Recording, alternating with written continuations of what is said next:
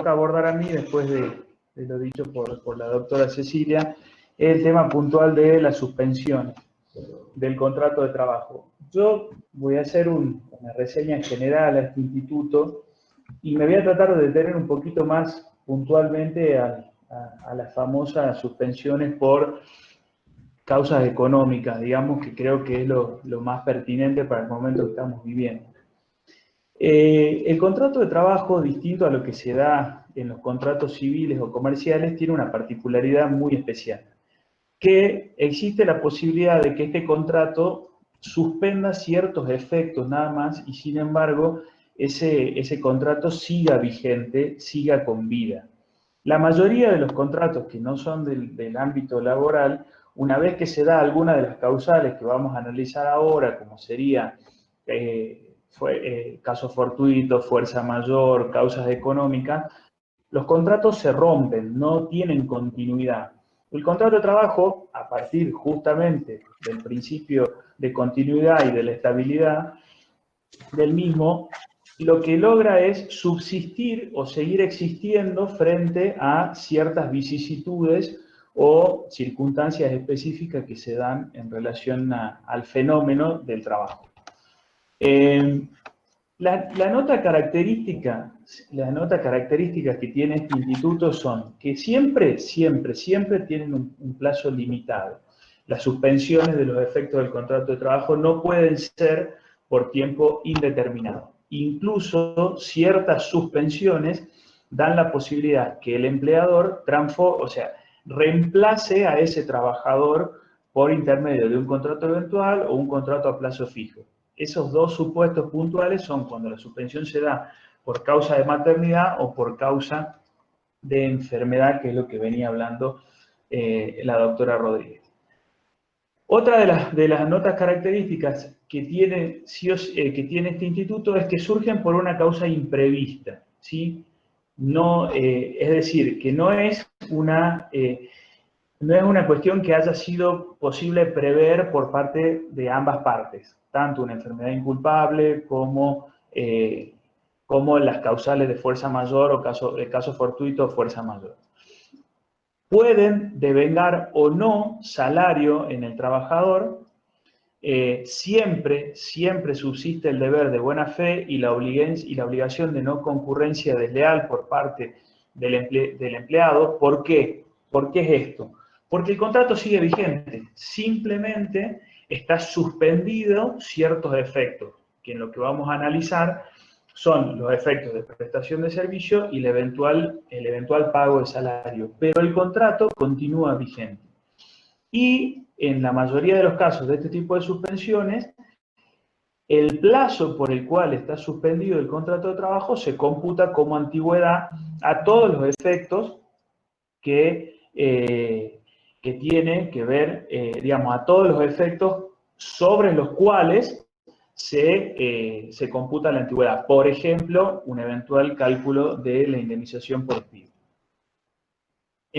¿Cuáles son las principales causas que suspenden el contrato de trabajo? Los accidentes y enfermedades inculpables, el desempeño de ciertos cargos electivos o representativos, ya sean en asociaciones sindicales, como así también en cargos electivos, por ejemplo, de la faz política, causales económicas, disciplinarias y la suspensión preventiva, la licencia por maternidad y el estado de excedencia, ¿sí? Esas son las causas por las cuales se suspende el contrato de trabajo. Vamos a analizar puntualmente cuáles son los requisitos, ¿sí?, para que sea válida la suspensión del contrato de trabajo, ¿sí? Para que la suspensión del contrato sea válida, debe fundarse en justa causa, tener un plazo fijo y ser necesariamente notificada por escrito al trabajador. Dentro de la justa causa tenemos la suspensión del contrato de trabajo por sanción disciplinaria, que va inevitablemente, nos tenemos que remitir a los artículos 62 y 63 de la Ley del Contrato de Trabajo, que eso se verá en otro momento. como así también la justa causa es la falta o disminución de trabajo no imputable al empleador o la fuerza mayor debidamente comprobada. Plazo fijo. El plazo es, y obviamente la notificación por escrito de la suspensión del contrato de trabajo al empleado. Vamos a los plazos, que son muy importantes porque tienen consecuencias dirimentes en este tema. Por falta o disminución, digamos, por sanciones disciplinarias, el plazo máximo que se puede suspender es de 30 días año calendario en relación a la primera falta, ¿sí? Esto es muy importante que se tenga en cuenta cuál es el plazo máximo que existe frente a la suspensión por causa disciplinaria. ¿Qué significa prácticamente esto? Que un empleador no puede suspender por más de 30 días a un empleado en el lapso de un año. Si lo suspende por un lapso mayor, el empleado puede romper el contrato de trabajo sin importar cuál sea la causal por la cual haya sido suspendido, e implica necesariamente que el contrato está roto de manera indirecta y justamente por parte, digamos, de manera justa por parte del empleado. Es decir, no puede haber una suspensión mayor a 30 días en el lapso de un año por sanciones disciplinarias. Por fuerza mayor, ¿sí?, es de 75 días el plazo de suspensión. Y entre ambas, entre disciplinaria y fuerza mayor, no puede superar nunca los 90 días hábiles. Acá es muy importante, en el marco de pandemia que estamos y en el marco de emergencia, el decreto 529 del 2020 suspende temporariamente estos plazos máximos, sobre todo el de fuerza mayor, hasta en tanto y en cuanto se mantenga el famoso ASPO, ¿sí? La forma más práctica de computarlo, si se quiere, a esto es restar un año, por decir. Si nosotros vamos a hacer el cálculo desde el 20 de julio del 2020, tenemos que contar todas las suspensiones que tuvo ese contrato hasta el 20 de julio del 2019. Para que, como yo les decía recién, cuando el empleador excede cualquiera de estos plazos, ¿sí?, ya sea el de 30, el de 75 o conjuntamente el de 90, el empleado, el trabajador, tiene que impugnar esa suspensión del contrato, no por la causa de la sanción, sino por lo excesivo del plazo, dándole la posibilidad de que el empleador se retracte por haber excedido el plazo. Si el empleador no se retracta, el trabajador puede romper el vínculo de manera indirecta, haciéndose acreedor a todas las indemnizaciones que corresponden, artículo 232, artículo 245, etcétera, etcétera, como así también todos los salarios que hayan sido suspendidos, que no hayan sido pagados frente al momento en que estuvo suspendido el contrato de trabajo, ¿sí? Vamos al caso puntual de los salarios en el caso de la suspensión. Si la suspensión está fundada en justa causa, ya sea suspensión en el marco de sanciones disciplinarias, ya sea en el caso de disminución de trabajo o fuerza mayor, en principio, el salario del trabajador no debe ser pagado por más de que sea un crédito alimentario. Ahora, vamos a la fase práctica y después nos vamos a meter puntualmente con el hecho del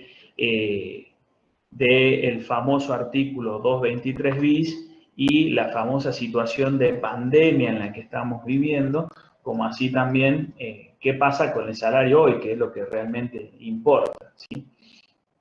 Está claro que cuando hay una suspensión disciplinaria, el salario no se paga, salvo orden de juez o que se retracte un empleador, que es una situación harto difícil, que un empleador se retracte de una sanción disciplinaria, o cuando se superan los 30 días y el trabajador haya impugnado ese plazo. Ahora, las causales de disminución de trabajo o fuerza mayor en un contexto normal y natural, que no es el contexto de pandemia, son analizadas por la jurisprudencia del trabajo de manera absolutamente restrictiva. Por lo tanto, ¿qué se recomienda siempre previo a determinar la suspensión de un contrato de trabajo por razones económicas, falta de disminución de trabajo o fuerza mayor? Se recomienda, por más de que la ley no lo exija, la jurisprudencia prácticamente lo exige, iniciar un procedimiento preventivo de crisis que está normado por el artículo 98 y siguientes de la ley 24013. Es más, la propia norma establece que cuando se superen ciertos porcentajes en razón de la magnitud de las empresas, es absolutamente necesaria instar a una etapa administrativa previa en la cual se evalúen si es que las causales esgrimidas por el empleador son efectivamente así. Es decir, si estamos en un caso fortuito, fuerza mayor o falta o disminución de trabajo. Todo esto es en un momento de normalidad. Hoy en día estamos en una absoluta normalidad, es más, como me gusta a mí decirlo muchas veces, estamos en una situación de libro, porque todos los que estudiamos Derecho, ustedes, y cuando decíamos caso fortuito o fuerza mayor decían una pandemia, decían, ¿cuándo va a pasar una pandemia? Bueno, más o menos, evidentemente, pasa cada 100 años. Nos tocó vivir esta pandemia a nosotros. En este caso puntual, no hay ninguna duda de que estamos en un caso de absoluta fuerza mayor, ¿sí? O la famosa teoría de la imprevisión. Estamos en un caso de fuerza mayor, porque la disminución del trabajo, ¿sí?, no es una cuestión que dependa del empleador ni falta de previsión del empleador. Hoy en día, la mayoría de las empresas no pueden trabajar o han tenido una merma muy grande en su puesto de trabajo, en sus empresas, justamente por esta pandemia que nos toca vivir. Dentro de esta normativa de emergencia que se llama, el gobierno nacional, a través de un DNU, lo que hizo fue suspender valga la redundancia, pero es de esta manera como tiene que decirse, las suspensiones, ¿sí?, por caso fortuito, fuerza mayor, falta o disminución de trabajo. Hoy en día, si bien claramente es una normativa vigente, ¿sí?, claramente una normativa vigente, artículo 218 a 223 bis de la Ley de Contrato de Trabajo, hoy en día esas suspensiones están, valga la redundancia, suspendidas. ¿Por qué están suspendidas? Porque en principio esas suspensiones van sin pago de salario. Lo único que no suspendió el gobierno nacional por el DNU es el famoso artículo 223 bis. El artículo 223 bis permite a las empresas pactar individual o colectivamente suspensiones de ciertos trabajadores, todos los trabajadores, o un turno de trabajadores cuando haya un caso fortuito o una fuerza mayor o una disminución del trabajo, saliéndose, si se me permite un poco el término, del preventivo de crisis y permite pactarlo de manera individual o colectivamente, ¿sí?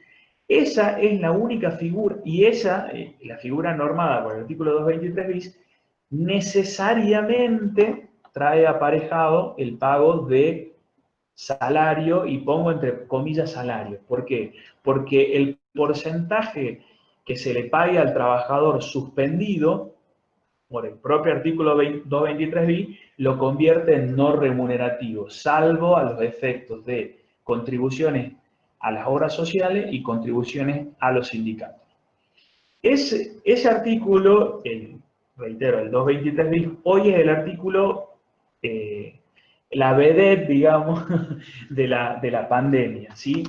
¿Por qué? Porque llegó a un punto de que era necesario permitir una salida, porque como estaban prohibidas las suspensiones por falta o disminución de trabajo o fuerza mayor, que es una situación obvia que no es necesaria ni siquiera acreditarla judicialmente, todos los trabajadores que se iban a suspender y que no había forma de impedir esas suspensiones, no iban a tener una contraprestación salarial, ¿sí? Entonces, la vuelta que se le buscó fue, suspendemos este tipo de suspensiones y permitimos las del artículo 223 bis, ¿sí? Que el artículo 223 bis permite justamente suspensiones concertadas, pero con un pago porcentual del salario.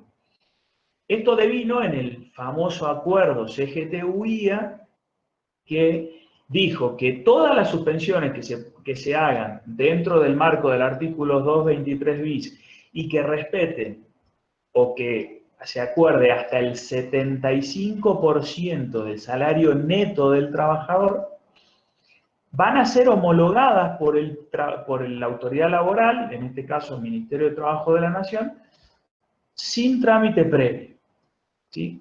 Es decir, y a su vez, a partir de este convenio marco, si se quiere, CGT-UIA, cada una de las cámaras a nivel nacional, las cámaras más importantes, como así también los sindicatos con personería gremial y ámbito de actuación nacional, fueron concertando distintos acuerdos, ninguno por debajo del 75%. La gran pregunta es, un trabajador, por ejemplo, vamos a una cuestión netamente práctica. ¿Cuál es una de las actividades más afectadas por la pandemia? Los gastronómicos, ¿sí? O el turismo, si se quiere. Si viene una empresa, un hotel de Tilcara, y suspende a todos los trabajadores porque justamente no tienen turismo interno, el trabajador en este marco de pandemia, de emergencia, ¿puede oponerse a esa suspensión con un pago del 75% del salario? No, no puede oponerse. ¿Por qué? Porque justamente esa negociación colectiva se hizo a nivel central, ¿sí? Y se firmó el acuerdo entre UDGRA, que es un sindicato con personería gremial que tiene ámbito de aplicación en toda la República Argentina, con la Cámara Nacional del Turismo, las distintas cámaras que engloban la actividad, y pactó que si se suspenden a los trabajadores que no prestan servicio y se les paga el 75% del salario neto, ese trabajador queda suspendido, no presta servicio y cobra el 75% del salario neto, ¿sí? Que en realidad terminó siendo el 25%. ¿Por qué? Porque con el famoso programa Asistencia para el Trabajo se pagaba hasta el 50% del salario, ¿sí? Menos el otro 25%, el empleador solo tenía que pagar el 25% del salario. Así que después, para hacerlo un poquito más corto y ya terminar, el contrato, como dije, también se suspendía por el servicio militar obligatorio, que ya no existe, pero lo mismo por el servicio militar. Sigue vigente el artículo 214 de la Ley de Contrato de Trabajo, y el trabajador, el tiempo que está en servicio militar, se se computa como antigüedad. En los cargos electivos, artículo 215, también se computa como antigüedad. Y el artículo 217, que habla de la suspensión del contrato de trabajo cuando un trabajador tiene una actividad sindical o un fuero sindical, es un artículo que tiene mucha aplicación práctica, porque nosotros conocemos sindicalistas que están 20 años en el puesto, 25, 30 años. Bueno, el día que ese trabajador deja de prestar, digamos, de ser dirigente sindical, la empresa a la cual prestaba servicio cuando se postuló, si sigue existiendo la empresa, tiene que computar todo ese plazo como antigüedad.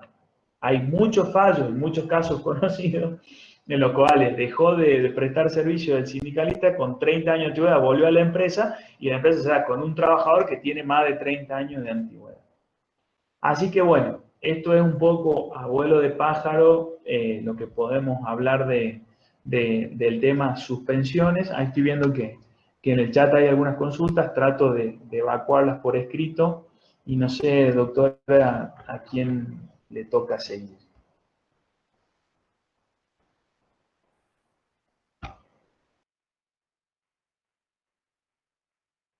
Doctor Bianchetti, ¿usted sigue y termina el contador Alanís?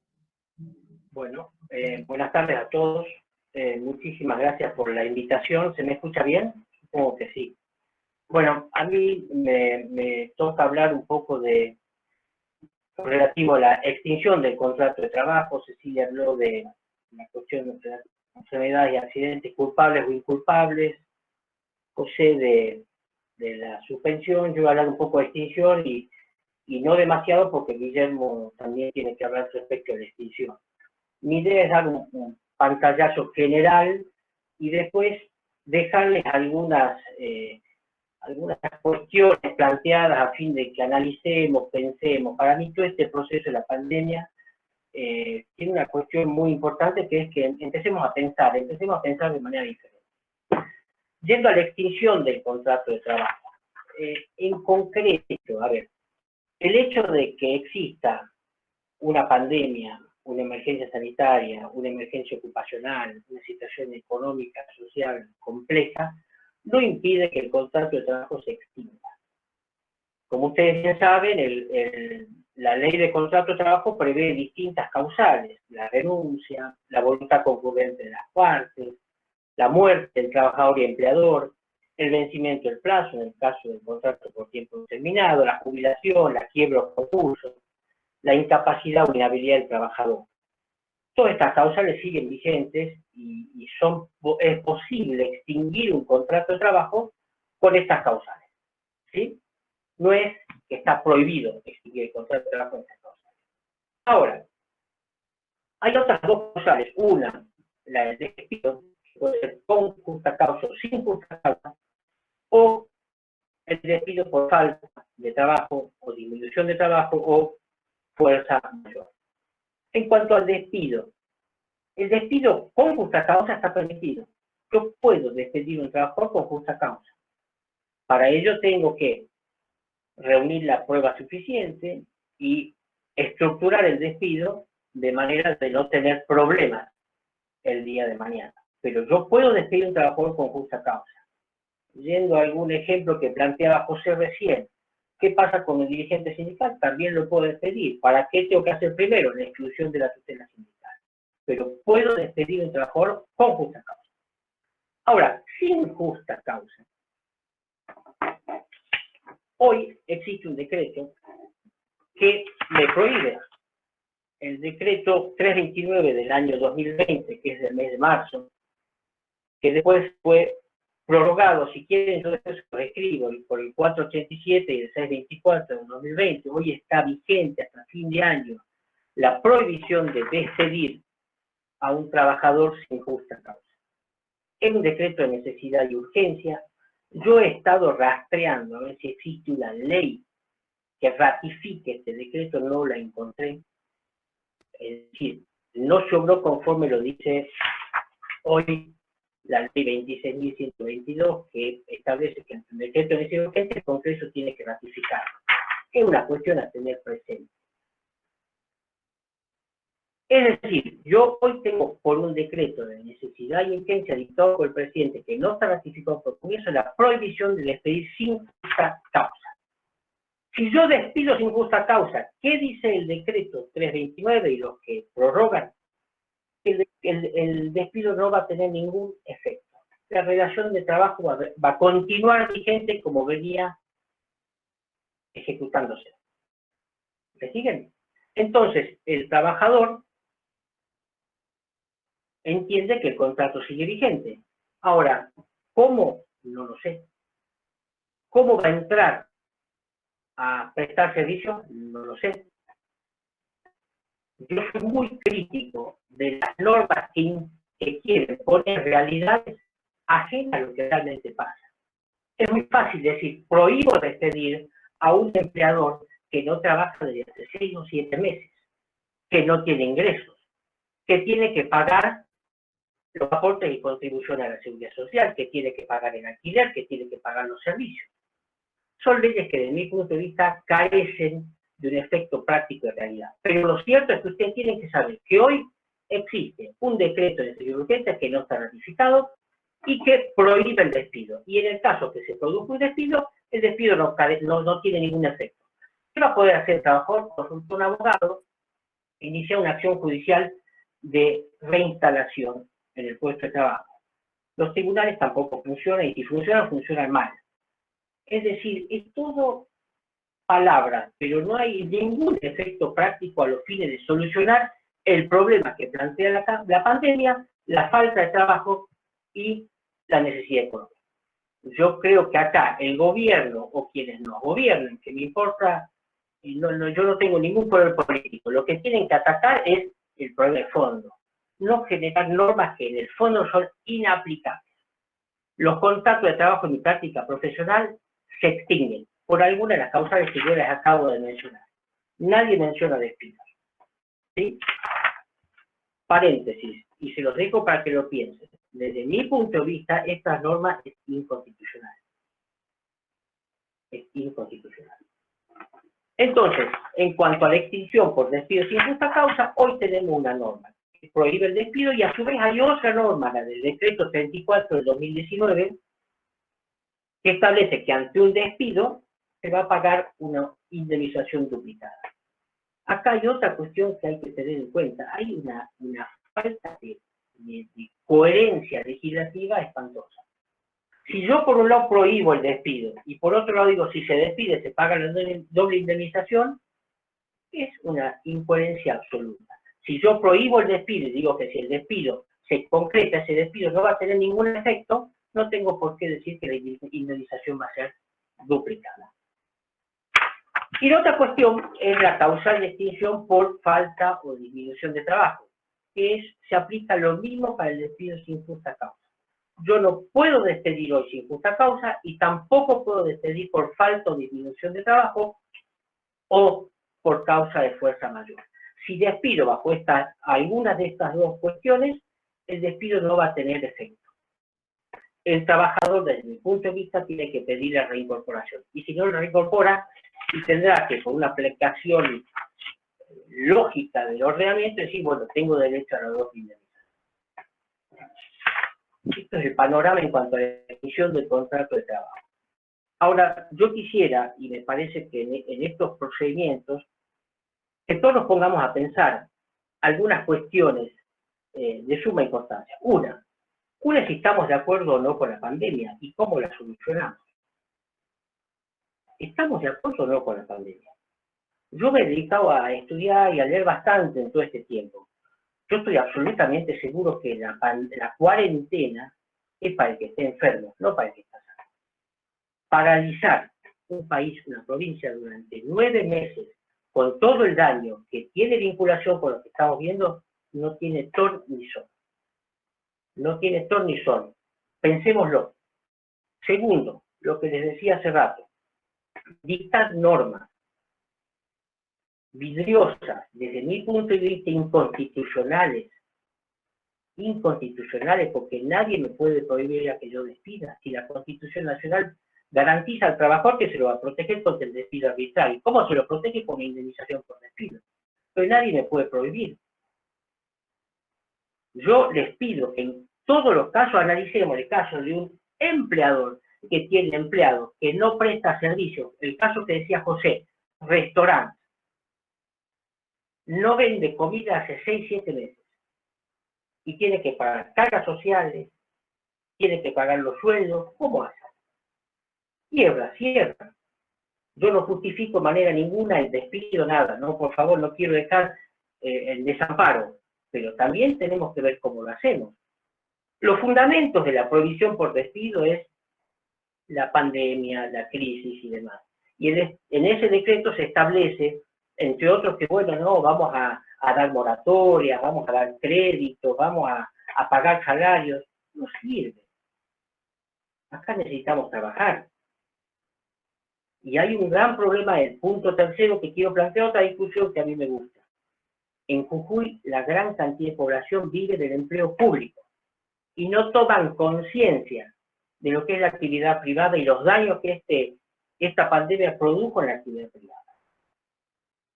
Y la última cuestión que quiero que tengan en cuenta es, analicemos si estas normas son constitucionales o no, y si tiene sentido legislar de manera abstracta, sin tener los pies sobre la tierra, y ver dónde está el problema y cómo hacerlo.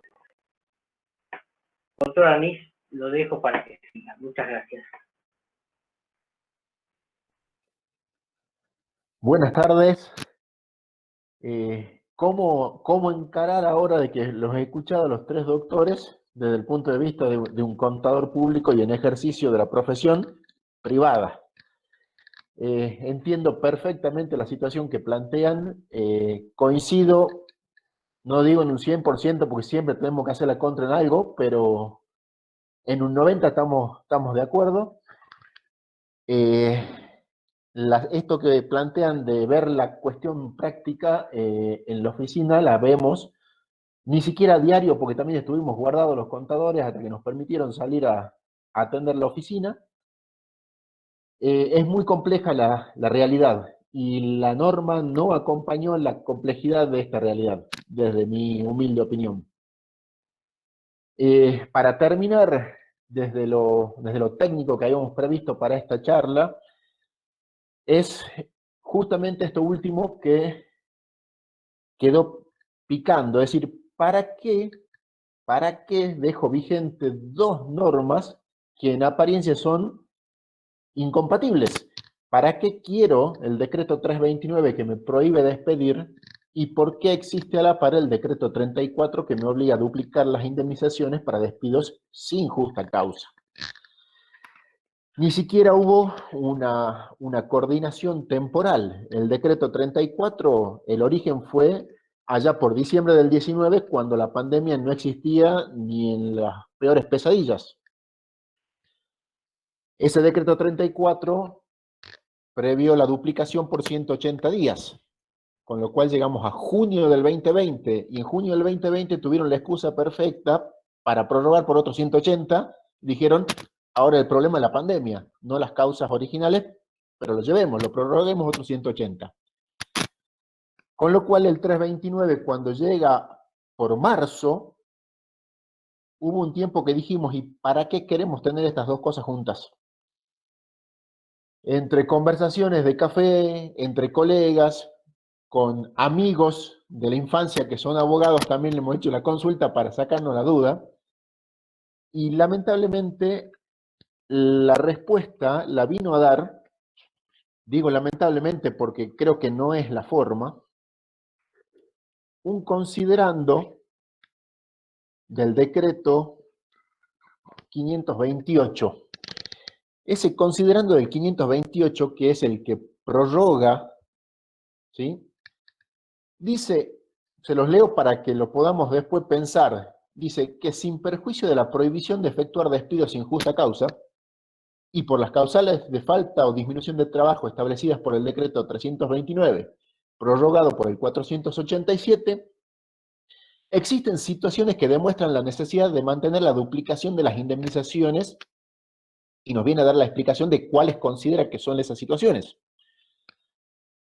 Dice, más allá de que existe esta prohibición, pueden suceder o darse los casos de extinción indirecta del vínculo por incumplimientos graves. Si eso llegase a ser operativo, aplique duplicación. Otro caso dice que, lo leo, dice, aceptación por parte del trabajador o la trabajadora de la eficacia extintiva. ¿Qué está diciendo? Si al trabajador le sirve que lo despidan, le va a servir con la duplicación, no con una indemnización simple. Eso es una suposición del decreto. Y hace dos aclaraciones más. Puede ser útil en aquellos supuestos en que se torna difícil acceder a la reinstalación, por ejemplo, por clandestinidad total de la relación laboral. Dice, si estaba completamente sin registrar, lo dejé en la calle. ¿Cómo lo reinstalo? Porque no lo podría haber despedido. Dice, bueno, no, va a ser más fácil que le pagues la doble. El decreto lo dice en ese contexto. Y la última situación, que creo que es la que nos suena más cercana y toca bastante de cerca, dice, para el caso de cese de actividades. Esto es que venga el empresario, baje la persiana y diga, hasta aquí llegué yo, no doy más, no puedo seguir. En esa situación, lo que está diciendo el decreto es, yo considero que esa prohibición de despido quedó relativizada, el despido se hace efectivamente, pero me obliga a pagar la indemnización duplicada.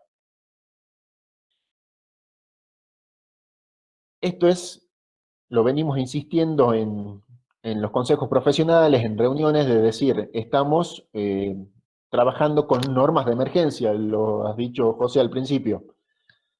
Esto de norma de emergencia significa de que una vez que la emergencia pase, Dios quiera que sea pronto, vamos a ver de todo esto qué queda en pie y qué es utilizable.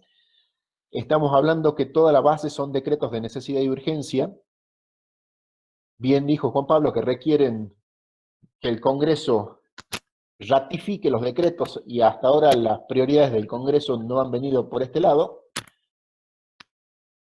Espero que acá no hagan como en el Congreso, que les apagan el micrófono y no los dejan hablar, por lo menos hasta que termine, son 5 minutitos más y no molesto. La cuestión es que este decreto 528 que prorroga la doble indemnización da los motivos. Entonces logra tener sentido, entre comillas, el por qué los dos decretos, tanto de duplicación y de prohibición, están vigentes. Cuando parece una locura decir, te prohíbo que despidas, pero si despedís pagas 2. Ahí está más o menos dicho el por qué. Una cuestión práctica de aplicación del decreto 34, que es el de duplicación de indemnizaciones por caso de despido sin justa causa. ¿Qué se duplica? Es la pregunta.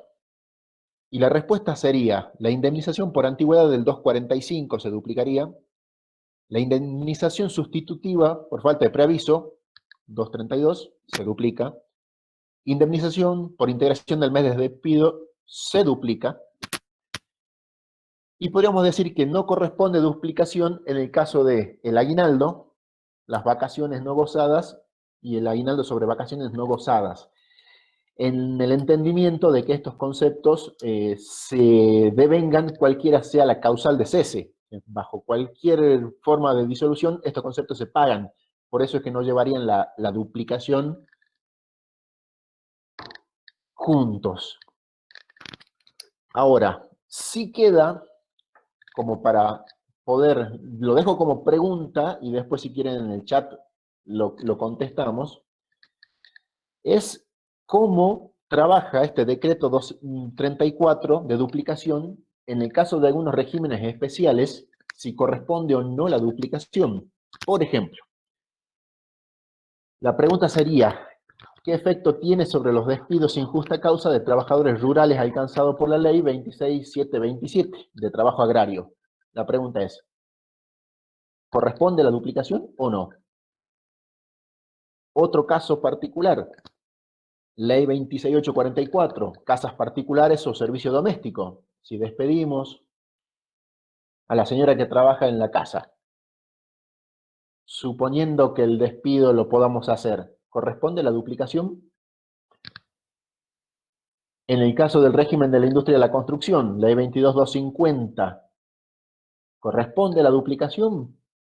Y una más, que esa ya les aviso que es un gris, no hay ni blanco ni negro, en el caso de las indemnizaciones por despido por causa de maternidad, matrimonio y estabilidad gremial. Esto que parece teórico, abstracto, esto es lo que estamos resolviendo en la oficina, tanto el abogado como el contador en el día a día.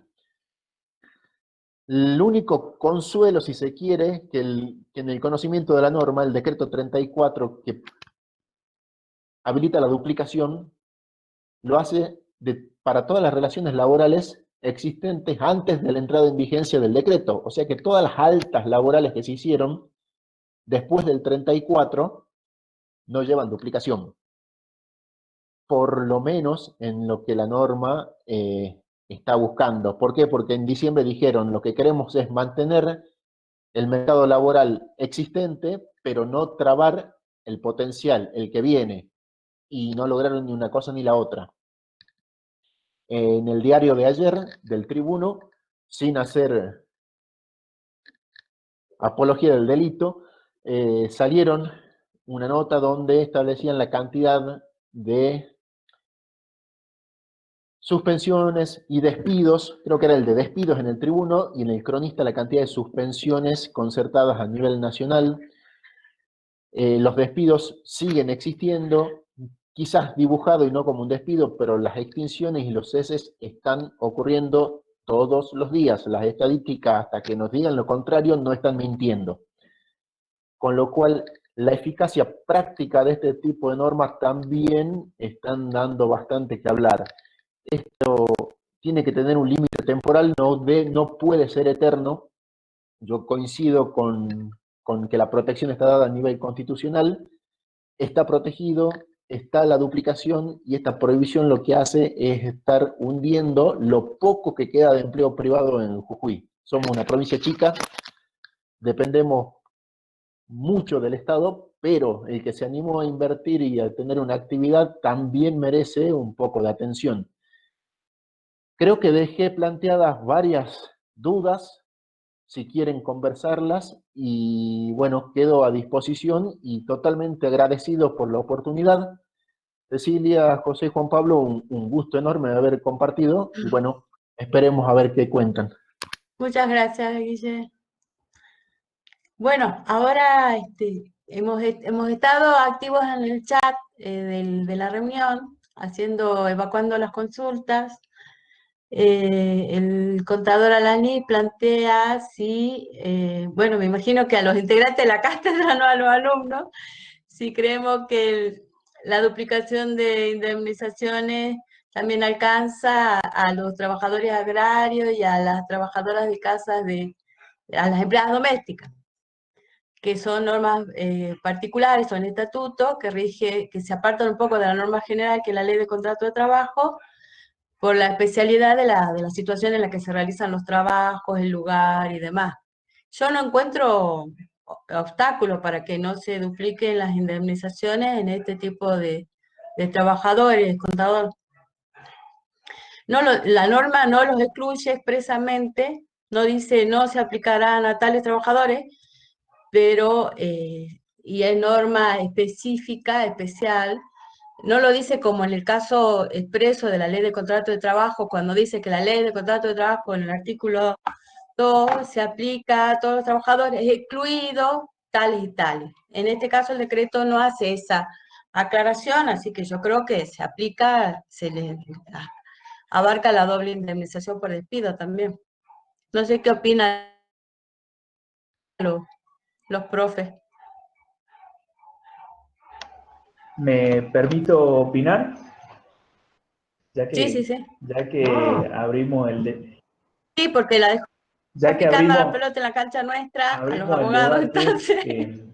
no, yo no no concuerdo con la visión dada por Guille y Juan Pablo. Yo creo que son totalmente compatibles, tanto la prohibición de despido con la duplicación, porque la experiencia me dice que si se hubiese derogado la duplicación de la indemnización, hubiesen existido muchísimos despidos con justa causa inventada.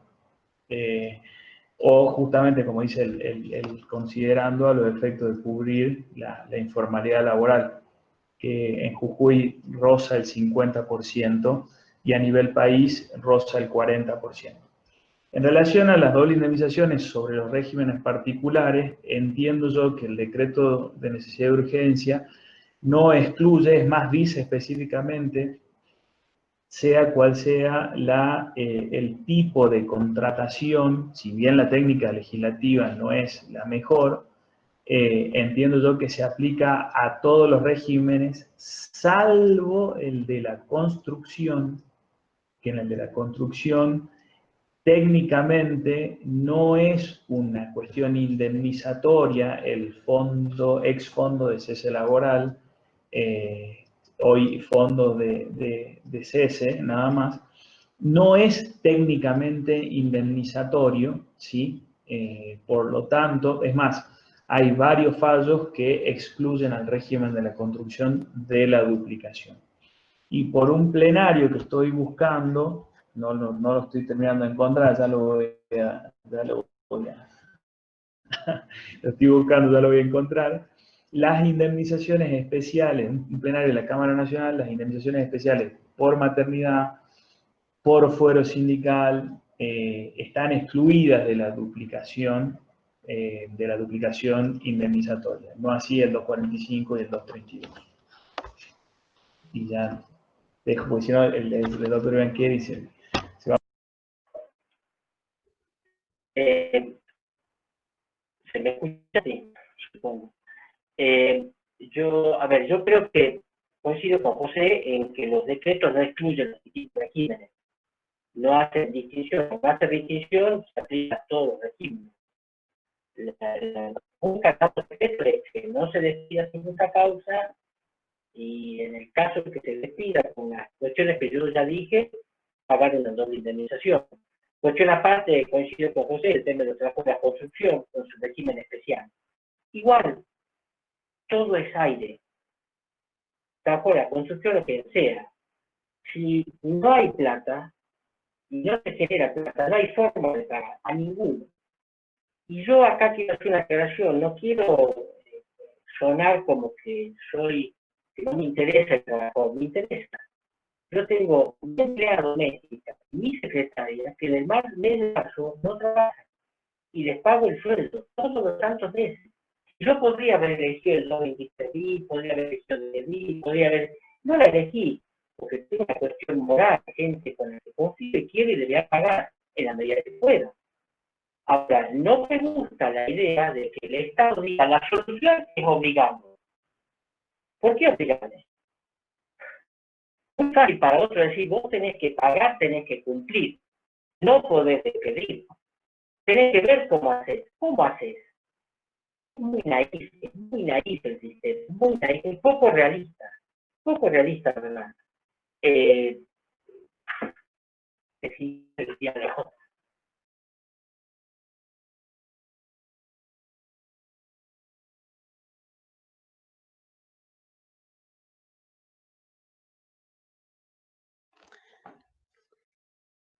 Sí, contador. Me había olvidado lo que era levantar la mano para pedir la palabra. La virtualidad no quita los modales. Es perfecta, no perfecta la respuesta, pero coincido con las respuestas de la duplicación. Casas particulares duplica, agrario duplica, construcción coincido que no va duplicada por el tipo de régimen, que no hay régimen indemnizatorio, no existe el despido, digamos, prácticamente en la construcción. Y coincido a medias con lo de la licencia por maternidad, gremial y demás. También hay fallos que dicen lo contrario y lo duplican. Por eso ese es el más gris de todos. Lo otro que insisto, muchas veces lidiamos con normas totalmente ajenas a la realidad, y este es un caso. Es real tenemos un cliente con un hotel en Tilcara que no trabaja desde marzo y trabajó 2 semanas cuando lo dejaron en ese famoso turismo interno y volvimos a cuarentena. A ese empresario hotelero, que no es un hotel 5 estrellas, que no tiene cadenas en todo el mundo, está obligado, porque está obligado a tener cerrado el boliche, pero bancando la estructura y los costos como si estuviese trabajando. La solución, desde mi punto de vista, que ha dado el Estado no es satisfactoria. Lo del ATP es un invento exclusivamente argentino. Lo que la Organización Mundial tiró como medida fueron los fondos de desempleo, suponiendo que se iban a dar casos de gente que iba a quedar en la calle, dijeron, bueno, entonces por la vía del fondo de desempleo cubrí esa necesidad. Ahora, cuando te dijeron, no vas a despedir, te lo prohíbo, te ayudo un poquito con el ATP y con el resto date vuelta. Yo creo que el fondo es en que la norma nunca discriminó el pequeño, el mínimo empresario del grande. Es simplemente eso.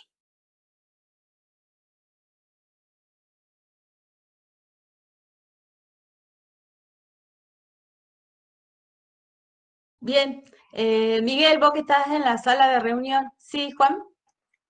Perdón, Sí, Cecilia, sí. una sola consideración al que dice Guillermo, que por este día que nos aclare. En cuanto a la ATP, yo coincido. Es más, es tan absurdo el sistema, Guillermo, por favor, decime si me equivoco, pero para darte una ATP mensual, es decir, esta ayuda que pagan más del salario, miden lo que el ingreso que uno tuvo el mismo mes del año pasado. Entonces, sobre eso, que es absurdo, si yo gané 10 pesos en mayo del año pasado y este mes gano 15, entonces no me dan el ATP. Si gané 5, sí. Nada tiene que ver. Es decir, lo que pasó en mayo del año pasado no es lo mismo que pasa ahora. No sé, Guillermo, qué decir. A ver, primero, los ATP vamos en el número 4 y se los va numerando porque cada uno tuvo condiciones especiales y te van cambiando las reglas de juego sobre la marcha. El ATP 1, los requisitos no son los mismos que teníamos que cumplir con el ATP 4, ni siquiera los rangos mensuales que vos mencionás. Recién estamos comparando meses de distintos años a partir del ATP 3 y 4. El 1 y 2 tuvo un desfasaje de calcular del 13 de marzo al 14 de abril del 2020 contra el 19. Y el tema es que lo que estás comparando es facturación bruta, no estás comparando utilidad. O sea, es lisa y llanamente lo que ha pasado por el controlador fiscal o la factura electrónica que hiciste. Se escudan en que si vos, por ejemplo, facturaste 10 en el 19 y 13 en el 2020, esos 3 pesos solamente cubrieron la inflación, o sea que vos no ganaste absolutamente un mango. Bueno, esa es la condición para otorgarte la ATP.